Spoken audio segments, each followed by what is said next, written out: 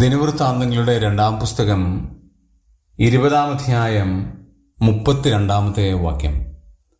അവൻ തൻ്റെ അപ്പനായ ആസയുടെ വഴിയിൽ നടന്ന് അത് വിട്ടുമാറാതെ യഹോവയ്ക്ക് പ്രസാദമായുള്ളത് ചെയ്തു.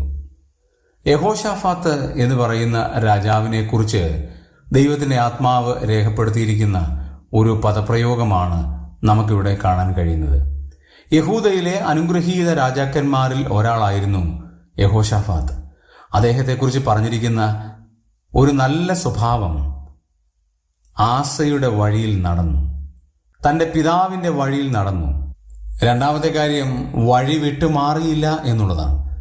മൂന്നാമത്തെ കാര്യം, യഹോവയ്ക്ക് പ്രസാദമായത് ചെയ്തു എന്നാണ്. യഹോവയ്ക്ക് പ്രസാദമായത് ചെയ്യണമെങ്കിൽ വഴി ശരിയാകണം. വഴി ശരിയാകണമെങ്കിൽ ദൈവത്തിൻ്റെ വിട്ടുമാറാത്ത നിയമത്തിലൂടെ നാം പോകണം. അങ്ങനെ പോയാൽ മാത്രമേ ദൈവത്തിന് പ്രസാദമുള്ളത് ചെയ്യുവാൻ കഴിയുള്ളൂ. നാം ചെയ്യുന്ന പ്രവൃത്തികളൊക്കെ ദൈവത്തിന് പ്രസാദമുള്ളതാണോ? നമ്മുടെ വാക്കുകൾ ദൈവത്തിന് പ്രസാദമുള്ളതാണോ? സ്വയം പരിശോധിക്കുവാനുള്ള സമയം സമാഗതമായി ദൈവസന്നിധിയിൽ നമ്മളെ തന്നെ താഴ്ത്താം.